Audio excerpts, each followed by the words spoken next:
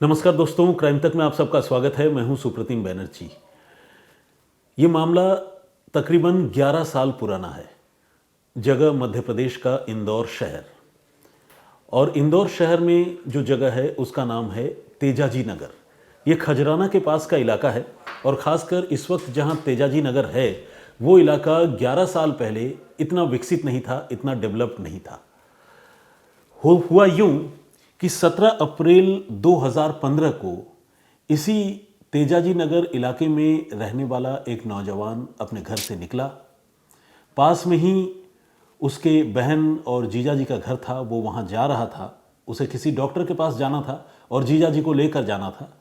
तो निकलने से पहले उसने अपने जीजा से फ़ोन पर बात भी की, लेकिन बाइक लेकर वो ऐसा निकला कि फिर कभी लौट कर ही नहीं आया। न तो वो जीजा के घर पहुंचा, बहन के घर पहुंचा, और न ही वापस अपने घर लौटा। जीजा से बीच में एक बार फ़ोन पर बात भी हुई थी। तब उस लड़के से उसके जीजा जी ने ये पूछा था कि तुम अपने सारे पुराने प्रेस्क्रिप्शंस, फाइल वगैरह लेकर आ रहे हो या नहीं। तो उस लड़के ने कहा कि नहीं, वो तो मैं लेकर नहीं आया। तो उसके बहनोई ने, उसके जीजा ने उससे ये कहा कि जाओ वो पेपर्स भी लेकर आओ, सो दैट जब हम डॉक्टर के पास जाएं तो वो पुराने पेपर्स उनको हम दिखा पाएँ। लड़के को बात समझ में आ गई। उसने कहा ठीक है जीजा जी, मैं पेपर लेकर वापस आपके पास पहुंचता हूं। लेकिन इसके बाद वो लड़का किसी को नहीं मिला, ना तो अपने घर वालों को और न ही अपने बहनोई के पास वो पहुंचा, जीजा के पास वो पहुंचा। यहां तक कि वो पेपर लेने घर भी नहीं लौटा। उस 17 साल के लड़के का नाम था कृष्णा। घर वाले पहले इंतज़ार करते रहे। दोनों परिवारों में बातचीत हुई, मतलब दामाद और ससुराल में बातचीत हुई ये पता करने के लिए कि कृष्णा कहाँ गया, लेकिन दोनों को पता नहीं था। इसके बाद दोनों परिवारों के लोग इकट्ठे हुए, आसपास के जो लोग हैं उनको बताया, नाते रिश्तेदारों को बताया, और फिर उस लड़के को ढूंढने की शुरुआत हुई। जगह जगह कृष्णा की तलाश लोगों ने की। उस पूरे रूट को स्कैन कर दिया, छान मारा जिस रूट से होकर वो अपने बहन और जीजा के घर जाने वाला था। मगर तमाम कोशिश करने के बावजूद कृष्णा के बारे में कोई जानकारी नहीं मिली। हार कर परिवार के लोगों ने तब खजराना थाने में एफआईआर दर्ज करवाई, और पुलिस ने गुमशुदगी की रिपोर्ट लिखी और मामले की जांच शुरू कर दी गई। 5 दिनों तक तो इस घटना के बारे में किसी को कोई खबर नहीं मिली, कोई जानकारी नहीं मिली। लेकिन इसके बाद फिर खजराना में ही एक सुनसान खेत के बीच में उस लड़के की लाश मिली। 5 दिन बाद जब लाश मिली तो आप समझ सकते हैं कि लाश की हालत कैसी थी। लाश बिल्कुल ख़राब हो चुकी थी, कंडीशन उसकी काफ़ी बुरी थी। मौके पर उसका जो बाइक था वो पड़ा हुआ था, लेकिन वो बाइक जो है जली हुई थी। और लाश को देखकर ये साफ था कि उस लड़के की हत्या की गई है और उसके गले में चाकू से वार किया गया है। तो जो मामला अब तक गुमशुदगी का था, वो मामला अब कत्ल के मामले में बदल चुका था, तब्दील हो चुका था। पुलिस ने अब उस केस को भी चेंज किया और मर्डर का केस रजिस्टर किया अज्ञात गुनहगारों के खिलाफ, बदमाशों के खिलाफ, और इस मामले की छानबीन शुरू कर दी। इसके बाद पुलिस जो है लगातार अलग अलग सोर्सेज से इस केस को सॉल्व करने की कोशिश करती रही। मैंने आपको पहले ही बताया जिस जगह पर यह घटना हुई थी वो जगह पहले बहुत आबाद नहीं थी, बहुत विकसित नहीं थी, तो वहाँ सीसीटीवी कैमरों का भी बहुत ज़्यादा कवरेज नहीं था। ऐसे में वो लड़का किस तरफ गया, उस खेतों के पास कैसे पहुंचा जहां पर उसकी लाश मिली, उसकी हत्या हुई, किन लोगों के साथ गया, इस तरह का कोई क्लू, कोई एविडेंस सीसीटीवी कैमरे में पुलिस को नहीं मिल पाया। पुलिस बहुत परेशान थी, उसका मोबाइल फ़ोन भी स्विच ऑफ हो चुका था, और अब इस मर्डर के केस को सुलझाना पुलिस के लिए एक बड़ी चुनौती थी। उधर इस हत्या को अंजाम देने के बाद जो भी उसके कातिल थे कृष्णा के, वो पुलिस की आंखों में धूल झोंक कर मौज करते रहे। उन्होंने इसके बाद और कई हत्या की घटनाओं को, लूटपाट की घटनाओं को और अलग अलग किस्म के अपराध की घटनाओं को उन्होंने अंजाम दिया, और सिर्फ इंदौर ही नहीं दूसरे शहरों में भी अंजाम दिया। और पुलिस को उनके बारे में कोई जानकारी नहीं थी। पुलिस को पता ही नहीं था कि ये वही लोग हैं जिन्होंने इंदौर में 17 अप्रैल को कृष्णा की हत्या की है। तो कुल मिलाकर कृष्णा के मर्डर का मामला काफ़ी कोशिश के बावजूद अनसुलझा रहा, और इस बीच तकरीबन 4 से 5 साल गुजर गए। पुलिस तो छोड़िए, पुलिस की जो स्पेशलाइज्ड टीम है क्राइम ब्रांच, उसने भी तमाम घोड़े दौड़ा लिए, खूब कोशिश कर ली, लेकिन कोई फ़ायदा नहीं हुआ और इस केस को पुलिस सॉल्व नहीं कर पाई। आखिरकार पुलिस ने इस मामले में क्लोजर रिपोर्ट लगाने के लिए अदालत में अर्जी भी दाखिल कर दी और कहा कि ये केस सॉल्व नहीं हो पा रहा है। हालांकि बाद में फिर से पुलिस वालों का एक अभियान चला जिसमें अनसॉल्व्ड केसेस को पुलिस ने ट्रेस करने की कोशिश की। नए सिरे से इस मामले की जांच की पुलिस ने, लेकिन तब भी पुलिस नाकाम रही और पुलिस को कोई लीड, कोई हेडवे कृष्णा के मर्डर के मामले में नहीं मिल पाई। इस बीच मैंने आपको बताया ना कि जो अपराधी थे उन्होंने और भी कई अपराध की घटनाओं को अंजाम दिया। कई साल गुजर गए, 11 साल पुरानी ये बात है। पिछले साल यानी साल 2025 में आपको याद होगा इंदौर में एक बड़ा इवेंट था। इवेंट क्या था? ICC women's 50 overs world cup का मुकाबला था इंदौर में। एक मैच इंदौर में भी खेला जाना था और वो मैच भारत और ऑस्ट्रेलिया के बीच होने वाला था। ऑस्ट्रेलिया की पूरी टीम इंदौर में मौजूद थी और 23 अक्टूबर 2025 को जब ये मैच होने वाला था, उससे ठीक पहले ऑस्ट्रेलिया की एक विमेन क्रिकेटर के साथ इंदौर में एक बहुत ही अप्रत्याशित और बहुत ही दुर्भाग्यजनक घटना घटी। एक ऐसी घटना जिसने इंदौर जैसे सिर्फ एक अच्छे शहर का ही नाक नहीं कटा दिया, बल्कि उस घटना ने पूरे भारत की नाक नीची कर दी। कोई एक ऐसा आदमी, ऐसा शख्स था जिसने ऑस्ट्रेलियन विमेन्स क्रिकेट टीम की एक मेंबर के साथ बीच सड़क पर छेड़छाड़ की, उसे गलत तरीके से छुआ, उसे डराया और भाग गया। जो भी वो था वो बाइक पर आया था और उसने इस घटना को अंजाम दिया था। अब जब उस महिला ने इसके बारे में शिकायत की, शोर मचाया, तो फिर सारे लोगों के कान खड़े हो गए, शासन प्रशासन के तो हाथ पांव फूल गए। एक फॉरेन गेस्ट और वो भी एक इंटरनेशनल प्लेयर, उसके साथ इस तरह की गिरी हुई हरकत इंदौर शहर में, आप समझ सकते हैं कि इंदौर शहर पर कितना ज़्यादा दबाव उस वक्त होगा और इंदौर पुलिस पर खासकर कितना ज़्यादा दबाव होगा। इंदौर पुलिस ने इस मामले को एक चैलेंज के तौर पर लिया और पूरी उस सड़क को इंदौर पुलिस ने स्कैन किया जहाँ पर यह घटना हुई थी। ये घटना एक पॉश इलाके में हुई थी। वो क्रिकेटर जो है वो रेडिसन ब्लू होटल से निकलकर कैफ़े द नेबरहुड कहकर एक कोई आउटलेट था, वहाँ पर जा रही थी अपने साथियों के साथ और उस बीच उस लड़की के साथ, उस प्लेयर के साथ किसी ने छेड़छाड़ की थी। अब वो इलाका सीसीटीवी की कवरेज में है। पुलिस ने उस जगह के तमाम सीसीटीवी कैमरों की फुटेज निकाली, आसपास के इलाकों के फुटेज पुलिस ने चेक किए और चेक करते करते पुलिस को एक संदिग्ध नज़र आया, समझ में आया, जो उस घटना के वक्त उस डायरेक्शन की तरफ आता जाता हुआ दिख रहा था। ये एक बाइक पर था और इसने कैप लगाई हुई थी, टोपी पहनी हुई थी। पुलिस ने अपने मुखबिरों से और उनकी जो अपनी टीम है, जो गुनहगारों से उनका हमेशा वास्ता पड़ता है, वो पहचानते हैं कौन क्रिमिनल है, क्या है, तो पुलिस ने अपनी टीम की मदद से उस आदमी की पहचान पता करने की कोशिश शुरू की और पुलिस को कामयाबी मिली भी। महज 6 घंटे के अंदर पुलिस ने उस मामले के आरोपी, इकलौते आरोपी अकिल उर्फ नाइट्रा को गिरफ्तार कर लिया। और ये मैं बात बता रहा हूँ 2025 की, यानी पिछले साल की अक्टूबर महीने की। 11 साल पुराने उस कत्ल की घटना से एक ऑस्ट्रेलियन फीमेल क्रिकेटर के साथ 10 साल बाद हुए उस छेड़छाड़ की घटना का क्या कनेक्शन है, मैं क्यों बता रहा हूँ? तो कनेक्शन ये है कि 11 साल पहले वो जो घटना हुई थी, उस घटना को अंजाम देने वाला जो शख्स था, जो आदमी था, उसी ने फिर से इस घटना को अंजाम दिया जिसमें उसने एक ऑस्ट्रेलियन महिला के साथ, क्रिकेटर के साथ छेड़छाड़ की। और इस बीच वो बहुत सारी घटनाओं को अंजाम दे चुका था, कत्ल, लूटपाट और इस तरह की बदतमीजियों वाली घटनाएं, और अलग अलग मामलों में वो वक्त बेवक्त गिरफ्तार होकर जेल भी जाता रहा।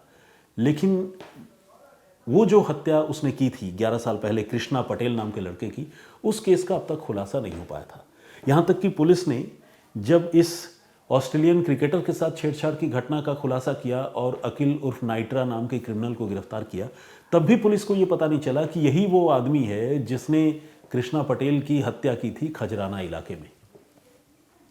अब जैसा मैंने आपको बताया कि वक्त तो गुजरता जा रहा था और पुलिस को कोई उम्मीद भी नहीं थी कि कृष्णा पटेल का मर्डर केस सॉल्व हो पाएगा। उधर जो कृष्णा के घर वाले हैं, उन्होंने अपने बेटे की मौत के गम को भुलाया नहीं था और कभी भुला भी नहीं सकते थे। कोई भी परिवार भूल नहीं सकता। माँ जो है बहुत द्रवित, बहुत दुखी रहती थी।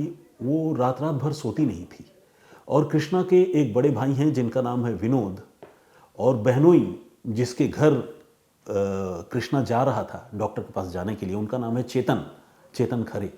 विनोद और चेतन ने एक प्रण किया।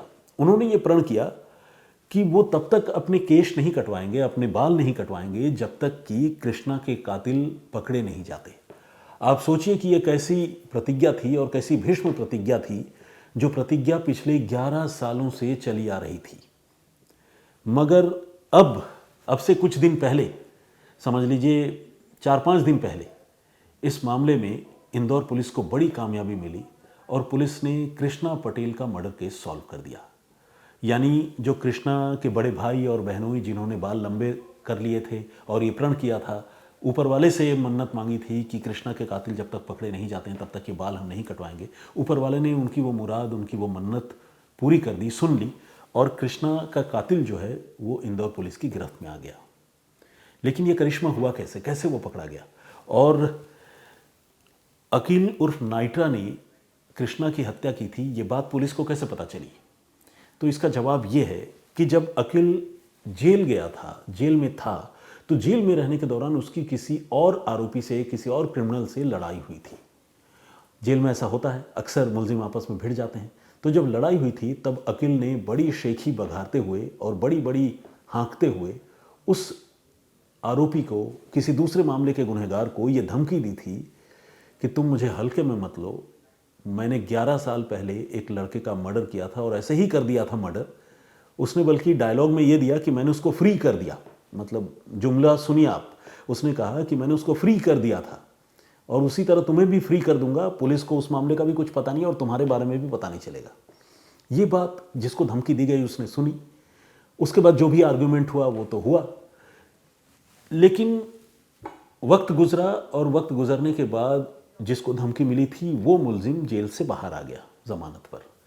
बाहर आने के बाद उसने किसी ऐसे आदमी से, आरिफ, अकील उर्फ नाइट्रा के उस बड़बोलेपन की शिकायत की, जो आदमी पुलिस का मुखबिर था। यानी पुलिस के एक मुखबिर को जेल से निकले इस बंदी ने यह बताया कि मुझे अकील उर्फ नाइट्रा ने यह कहकर धमकी दी थी कि मैं तुम्हें भी उसी तरह मार दूंगा जिस तरह मैंने 11 साल पहले कृष्णा नाम के एक लड़के की खजराना में हत्या की थी। अब ये बात जब मुखबिर को पता चली तो मुखबिर की आंखें चमक उठी। मुखबिरों का काम ही यही होता है कि वो पुलिस को इन्फॉर्म करते हैं। मुखबिर ने देर नहीं की और फौरन इंदौर पुलिस को इन्फॉर्म किया। एक कांस्टेबल लेवल के पुलिसकर्मी को मुखबिर ने इसकी जानकारी दी। इसके बाद कांस्टेबल लेवल के पुलिसकर्मी से बड़े अधिकारियों को जानकारी हुई और फिर पुलिस वालों ने दोबारा पीछे मुड़कर नहीं देखा। उन्होंने फौरन अकील उर्फ नाइट्रा को गिरफ्तार किया, जो अब भी जमानत पर चल रहा था, और इसके बाद उससे सख्ती से पूछताछ की। वो एक पुराना पेशेवर क्रिमिनल है, जैसा कि मैंने आपको बताया, उसने बहुत सारी अपराध की घटनाओं को अंजाम दिया, तो पुलिस को उससे सख्ती करने में अब कोई गुरेज नहीं थी, क्योंकि पुलिस को लग रहा था कि मुखबिर ने जो जानकारी दी है वो जानकारी सही होगी, और आखिरकार वो बात सही निकली। अकील उर्फ नाइट्रा ने कृष्णा पटेल की हत्या का जुर्म कबूल कर लिया और उसने बताया कि उस हत्या में उसके साथ आरिफ और परवेज नाम के उसके 2 दोस्त भी शामिल थे। ये दोनों भी पेशेवर क्रिमिनल थे। परवेज की तो जेल में ही मौत हो चुकी है, अब वो इस दुनिया में नहीं है, लेकिन आरिफ वो जमानत पर आज़ाद था। अब पुलिस ने आरिफ को भी अरेस्ट किया। अकील की निशानदेही पर आरिफ कहाँ है ये पता किया और उसे पकड़ा, और इन दोनों को पकड़ने के बाद जब इनसे सख्ती से पूछताछ हुई तो इन्होंने कृष्णा के कत्ल की बात तो खैर मान ही ली थी, ये भी बताया कि किस तरह से उन्होंने कृष्णा की हत्या की और उनका मोटिव क्या था, सारी बातें साफ साफ बताई।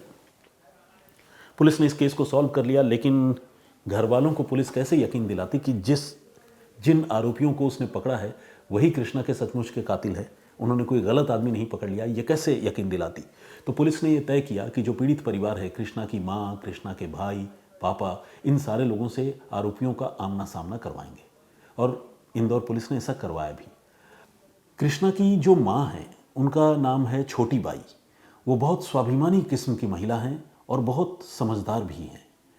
उन्होंने इन दोनों आरोपियों से बड़ी गहन पूछताछ की, ऐसी पूछताछ जैसे आमतौर पर पुलिस वाले करते हैं। एक एक बात पूछी कि तुम कहाँ से आ रहे थे, कहाँ जा रहे थे, तुमको कृष्णा कहाँ मिला, फिर तुमने क्या किया। और उन आरोपियों ने, जो 2 आरोपी पकड़े गए, अकील और आरिफ, इन्होंने वो पूरी बात कृष्णा की माँ को बताई। इन्होंने बताया कि उस दिन उन्हें कृष्णा रास्ते में बाइक पर जाता हुआ मिल गया था और ये 3 लोग आरिफ, अकील और परवेज़ वो नशे में इधर उधर घूम रहे थे, भटक रहे थे, नशेड़ी हैं। तो इन्होंने कृष्णा को रुकने का इशारा किया और कृष्णा रुक भी गया। उन्होंने कहा कि थोड़ी दूर तक लिफ्ट दे दो। बाइक में ऑलरेडी कृष्णा था, 3 लोग और उस बाइक पर बैठ गए और कृष्णा को लेकर थोड़ी दूर गए। लेकिन जाने के बाद उन्होंने साथ में इकट्ठे कुछ नाश्ता वगैरह भी किया। लेकिन तब तक इनके मन में कृष्णा को देखकर लालच पैदा हो चुकी थी, क्योंकि कृष्णा ने गले में एक चांदी की चेन और एक सोने का लॉकेट पहना हुआ था। ये नशेड़ी थे, इनकी नज़र ऐसी ही चीज़ों पर होती है। कृष्णा को उन्होंने देखा, उनकी नज़र उस पर चली गई। वो कृष्णा जो इन्हें दोस्त मान रहा था और थोड़ी देर की दोस्ती हुई थी, साथ में इकट्ठे कुछ खाया पिया भी था हॉस्पिटल के रास्ते में ही, बहनोई के घर जाने के क्रम में, उस कृष्णा को ये सुनसान जगह पर लेकर गए और बोलने लगे कि ये चेन और लॉकेट हमें दे दो। कृष्णा हक्का बक्का रह गया, बोला कि भाई क्यों, अभी तो हमने आपको लिफ्ट दी यार, क्या बात कर रहे हो। तो बोला कि नहीं नहीं, दे दो, फ़ौरन दे दो, वरना तो छीन लेंगे हम। कृष्णा मना करने लगा, अड़ गया। वो भी 17 साल का लड़का था, नौजवान था, खून गर्म था उसका। उसने विरोध करना शुरू कर दिया और आरिफ, अकील और परवेज़ इन तीनों ने मिलकर कृष्णा पर जानलेवा हमला किया। अकील ने एक चाकू निकाला और कृष्णा के गले पर वार कर दिया। आप सोचिए कितना वाइटल पॉइंट है ये बॉडी का, कितना वाइटल पार्ट है। गले की नसें कट गई और फिर कृष्णा की वहीं मौके पर तड़प तड़प कर मौत हो गई। ये अपराधी इतने शातिर थे कि इन्होंने सोने का लॉकेट, चांदी की चेन और दूसरे जो भी कैश वगैरह उसके पास था, तकरीबन 1500 रुपये पापा ने दिए थे, वो लूटे और वहाँ से फरार हो गए। जाते जाते कृष्णा की जो बाइक है उसको आग के हवाले कर गए ताकि कोई सबूत भी ना बचे। लाश को तो वो जला नहीं सकते थे इतनी आसानी से, लाश वहीं पड़ी रह गई। और जैसा कि मैंने आपको बताया कि सुनसान जगह पर यह घटना हुई थी, 5 दिनों तक उस लाश पर, जली हुई बाइक पर किसी की नज़र नहीं पड़ी। 5 दिन बाद किसी ने वो लाश देखी और फिर पुलिस को इत्तला दी। कृष्णा के घर वालों को जब जानकारी मिली तो कृष्णा के घर वालों ने मॉर्चरी में जाकर अपने बेटे की लाश पहचानी। उनके सिर पर आसमान टूट पड़ा। पागलों की तरह वो रोते बिलखते रहे, लेकिन उनको पता ही नहीं चला कि उनके बेटे की हत्या क्यों हुई। 11 सालों तक उन्हें इसकी जानकारी नहीं मिल पाई। इन 11 सालों में कृष्णा का जो परिवार है, उनका अपने रिश्तेदारों से, पड़ोसियों से कुछ ज़मीन जायदाद का विवाद भी चल रहा है। पहले भी चल रहा था। जब ये घटना हुई तो पुलिस ने उनसे पूछा कि आपका बेटा गायब हो गया है और आपके बेटे का तो अब शव मिल चुका, हत्या हो गई है, आपको किसी पर शक है? तो इन्होंने शक उन्हीं रिश्तेदारों पर जताया जिन रिश्तेदारों के साथ उनका ज़मीन जायदाद का झगड़ा चल रहा था, केस मुकदमा चल रहा था, धमकी देने धमकाने का सिलसिला चलता था। उनसे भी पुलिस ने पूछताछ की, सख्ती की, लेकिन कृष्णा के कत्ल के बारे में वो कुछ नहीं बता सके। वो तब तो बताते जब उन्होंने कत्ल किया होता। ज़मीन जायदाद का झगड़ा बेशक चल रहा था, लेकिन उन्होंने बेटे की हत्या नहीं की थी और इसीलिए कृष्णा का मर्डर केस जो है सॉल्व नहीं हुआ था। अब पुलिस ने एक मुखबिर के इत्तला पर और कातिल के बड़बोलेपन के बाद जब अकील उर्फ नाइट्रा और आरिफ को पकड़ा तो कृष्णा की माँ ने इन दोनों लड़कों से पूछा कि भाई तुमने क्यों मार दिया, क्या दुश्मनी थी? तो उन्होंने कहा कि हमने तो नशे में मार दिया और हमें एहसास नहीं था कि इतनी बड़ी गलती या इतना बड़ा अपराध हम कर लेंगे और हम उसे लूटना चाहते थे। ये बोलकर ये लड़के दोनों चुप लगा गए। जब ये दोनों चुप हो गए तो जो कृष्णा की माँ है वो बहुत फूट फूट कर रोई और ये आंसू 11 साल बाद एक बार फिर जो सूख चुके थे तब निकले, जब उन्हें यकीन हो गया कि इंदौर पुलिस ने बिल्कुल सही कातिलों को, सही आरोपियों को गिरफ्तार किया है। तो ये थी पूरी कहानी, ये था पूरा घटनाक्रम जिसमें इंदौर पुलिस ने अच्छी तफ्तीश भी की और इत्तेफाक से जो अकील और आरिफ, खासकर अकील का बड़बोलापन इस मामले में उसे ले डूबा। एक ऐसा कातिल जो 11 सालों तक चुप रहा, कत्ल का राज अपने सीने में दबाए रखा, उसने 11 साल बाद अचानक कहीं मुंह खोला और जैसे ही उसने अपनी बात किसी को बताई, मुंह खोलकर कत्ल का खुलासा किया, उस मामले में पुलिस ने पुलिस ने उसको गिरफ्तार कर लिया। जो प्रीवियस स्टोरी थी वो स्टोरी हमने आपको बताई थी, एक ऐसी लड़की के कत्ल की कहानी, मौत के बाद भी जिसके ज़िंदा होने के सबूत घर वालों को और पुलिस वालों को मिल रहे थे। क्यों, कैसे? अगर आप वो जानना सुनना चाहते हैं तो क्राइम तक के प्लेलिस्ट में जाकर आप उस स्टोरी को सुन सकते हैं। परूप श्रेष्ठा जी का कमेंट है, जर्मनी से रेगुलर लिसनर हैं और कमेंट भी करते हैं, बहुत स्वागत आपका। हेमंत एस ने कमेंट किया है, उन्होंने कहा है कि आजकल के नौजवानों को वो एडवाइस देना चाहते हैं। एक तो ये कि शादीशुदा ज़िंदगी हो ही नहीं सकता। अच्छा, लिव इन रिलेशनशिप जो है वो शादीशुदा ज़िंदगी नहीं हो सकती, ये बात नौजवानों को समझना होगा। दूसरा, उन्होंने ये भी कहा है कि अगर लिव इन रिलेशनशिप में रहते हो तो शादी की उम्मीद मत रखना, क्योंकि इस तरह की घटनाओं का अंजाम जो है सिर्फ क्राइम या कत्ल ही होता है। हेमंत संपा गांवकर, ये बेंगलुरु से हैं, उन्होंने ये सुझाव दिया है। शिव कृष्णा जी ने कमेंट किया है, व्हाट डू यू थिंक धारा इज़ नॉट गिल्टी, इन्होंने मुझसे पूछा है। देखिए मतलब इस मायने में तो धारा दोषी है वो लड़की जिसकी हत्या हुई थी, क्योंकि वो एक ऐसे आदमी के साथ लिव इन रिलेशनशिप में थी जो आदमी ऑलरेडी मैरिड था, जिसके बाल बच्चे थे। तो आप सोचिए कि जब आप इस तरह के एक्ट में इन्वॉल्व होते हैं, इमोरल होते हैं, और किसी का परिवार, किसी की ज़िंदगी उजाड़ने से आप बाज नहीं आते, तो फिर हमेशा, हर बार नहीं, लेकिन कई बार उसका खामियाजा आपको भोगना पड़ता है और इस तरह की घटनाएं होती हैं। तो मैं गुनहगार तो धारा को भी मानता हूँ, लेकिन गुनहगार मानने से ये नहीं होता कि उसका कत्ल कर दिया जाए। इसीलिए धारा बेशक गुनहगार हो, वो एक अलग मोरल एस्पेक्ट है। अगर मैं कानून की नज़र से कहूँ तो धारा का दोष नहीं है, दोष तो सिर्फ और सिर्फ कातिल का है, क्योंकि किसी को भी किसी से उसके जीने का हक छीनने का कोई हक नहीं है। इसके अलावा जगदीश चांडेगड़ा जी ने कमेंट किया है, उन्होंने कहा है कि दुर्भाग्य की बात यह है कि मुंह में तो सभी मीठे हैं, ऊंचे ऊंचे ख्वाब दिखाते हैं, लेकिन अंदर जो लोग हैं, बहुत सारे लोग, वो बेईमान होते हैं, ऐसा उन्होंने कहा है। मुरुगेश कटपात्रा ने कमेंट किया है, बहुत बहुत स्वागत आपका। इन्होंने कहा है कि सर, हमारे गुजरात में कई सारे भुआजी हैं जो माता जी के नाम पर ढोंग करते हैं और गुजरात के लोग इनको नहीं समझते और इनको सर पर बिठा कर रखते हैं। अच्छा, भुआजी मतलब मेरे ख्याल से कोई बाबाओं को लगता है भुआ जी कहते हैं उनके गुजरात में, और गुजरात के भाई हैं तो बताएं इसके बारे में। पी.के. चंद्रा जी ने नमस्ते कहा है। बबलू भारती ने कमेंट किया है और कहा है कि सर, मैं आपकी कहानियाँ सुनता हूँ, कहानी सुनाने का अंदाज़ लाजवाब है आपका। मैं बबलू भारती, यूपी कुशीनगर से। बहुत बहुत स्वागत आपका बबलू जी। सारंग चौहान ने कमेंट किया है और उन्होंने कहा है कि 3 लाख ले लेना ज़्यादा बेहतर होता, अभी बहुत कम एज थी, आगे ज़िंदगी में शायद कोई बेहतर पार्टनर मिल जाता, ये सारंग चौहान ने कहा है। देखिए, मैं ये भी मानता हूँ कि धारा ने जो भी वो रिलेशनशिप में गई थी, ऑब्वियसली वो शायद कमिटेड मानकर चल रही थी, तभी उसने 30 लाख की जगह जो है उस लड़के के साथ रिलेशन को आगे बढ़ाने का फैसला किया। लेकिन उसे ये भी तो समझना चाहिए कि जो आदमी ऑलरेडी मैरिड हो, शादीशुदा हो, वो अगर आपके साथ किसी रिलेशनशिप में इन्वॉल्व हो रहा है तो उसके मन में तो चोर है ना, वो कम से कम जेन्युइन नहीं है अपने रिश्तों को लेकर। तो ऐसे आदमी के साथ अगर आप कमिटेड रिलेशनशिप में भी जाती हैं या जाते हैं तो उसका अंजाम नेगेटिव ही होगा, इस बात के चांसेस सबसे ज़्यादा है। तो सारंग जी, मुझे लगता है कि आपका सुझाव सही है कि उसको हट जाना चाहिए था इस रिलेशनशिप से।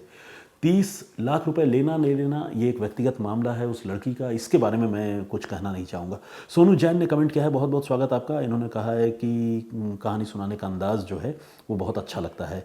इसके अलावा अनबिलीवेबल देखिए, ये टंग ट्विस्टर है और मेरी ज़ुबान स्लिप कर रही थी अनबिलीवेबल पढ़ने में।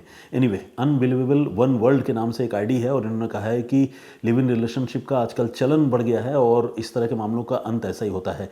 जहरीला खिलाड़ी, बहुत ही सुंदर स्टेटमेंट हुआ, ऐसा ही होना चाहिए, इन्होंने ये कहा है। इसरार शेख ने कमेंट किया है और कहा है कि फोर्सली प्रेम में न जाने कितने मर्डर होते हैं और पुलिस इन्वेस्टिगेशन इस मामले में पावरफुल है।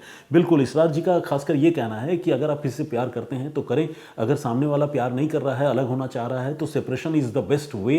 ज़बरदस्ती किसी के गले न पड़े वरना मारे जाएंगे। इस तरह की बहुत सारी घटनाएं होती हैं। तैमूर मिर्ज़ा ने भी कमेंट किया है और उन्होंने कहा है कि आपके वीडियो में जो ऐड आते हैं ड्राई फ्रूट्स के 4 kg में समथिंग वगैरह, वो स्कैमिंग वगैरह है। एनीवे, देखिए, ऐड के बारे में तो मिर्ज़ा साहब मैं क्या कहूँ किसका ऐड आ रहा है क्या नहीं आ रहा है। ऐड बेसिकली उसका अलग एल्गोरिदम है, आप जो चीज़ें देखते हैं उसी से रिलेटेड ऐड आपके यूट्यूब पर भी पॉप होते हैं। शोभित पासवान ने कमेंट किया है, बहुत बहुत स्वागत आपका। इसके अलावा वासुदेव राणा का कमेंट है, स्वागत आपका। खान 11th के नाम से एक आईडी है, उन्होंने कमेंट किया है। रेवन गायकवाड़ का कमेंट है और ब्रिजेंद्र सिंह जी ने भी अपनी बात रखी है। बहुत सारे और भी लोगों ने कमेंट किया है, सारे लोगों के नाम और कमेंट एक दिन में नहीं पढ़ सकते हैं। हाँ, झारखंड से कमेंट है, उन्होंने कहा है कि झारखंड के स्टूडेंट जो प्रोटेस्ट कर रहे हैं उस पर भी अपनी ज़ुबान से कुछ बोलो, शम्स तो नहीं बोलेंगे, पता है।